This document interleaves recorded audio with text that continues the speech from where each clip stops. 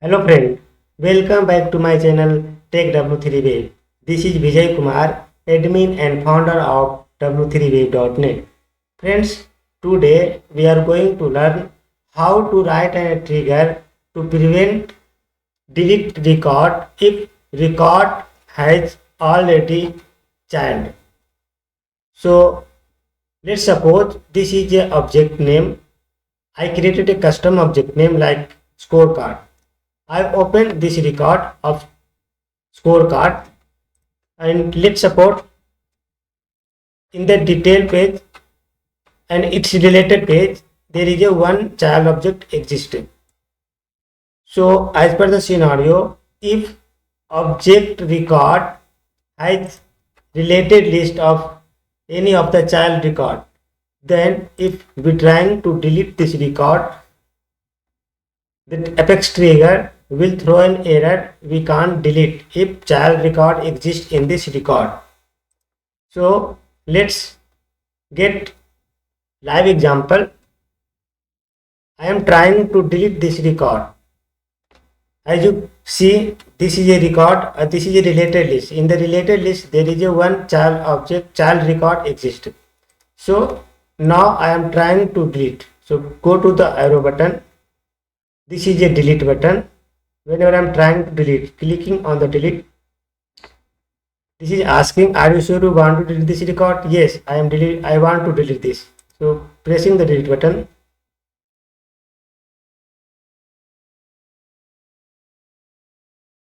Yes, you can see we cannot delete related record. That means this apex class trigger working fine.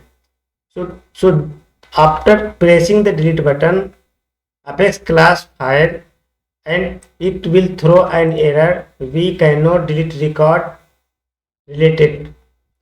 So that means if record has a child as a related, then we cannot delete record. So in this scenario, we will be achieving using the apex class trigger and handler class. So let's go to the coding part. So this is a article of w3wave.net where I written a code and explain step by step. So there are two steps in this article, step 1 and step 2. According to this article, first we need to create a trigger, apex class trigger, then we need to create a apex class handler, and in the handler there is a helper method. So friend, this handler class will be called into the apex class trigger. So first you need to create apex class trigger like this name, copy this trigger name, go to the developer console. This is a developer console and copy this trigger, create a trigger name, copy all the code. So for the copy, click on this icon. This is a copy icon. Click on this icon, copy the code, go to the developer console, create a file and paste here. Step 1 is completed. Go to the step 2. According to the step 2 scenario, we need to create a handler apex class controller. This is a handler apex class controller, scorecard trigger handler, and this is the name of method, scorecard relation. So this is a method name, this is the name of the controller, and this is the name of the method. So this apex class controller will be called into the apex class trigger. So controller name, then method name. So after creating a apex class trigger, you need to create apex class handle controller. So simply go to this icon, press the copy, right click and copy all of the code, go to the developer console, click the handler class and paste here.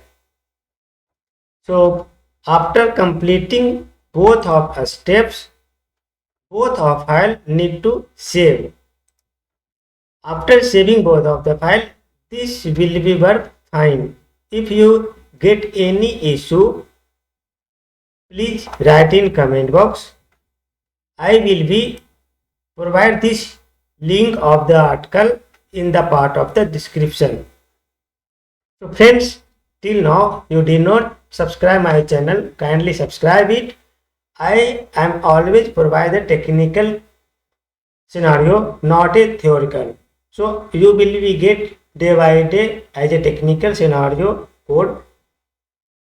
If you get anything issue, please write in comment box. If did not subscribe till now, kindly subscribe it. Thank you so much.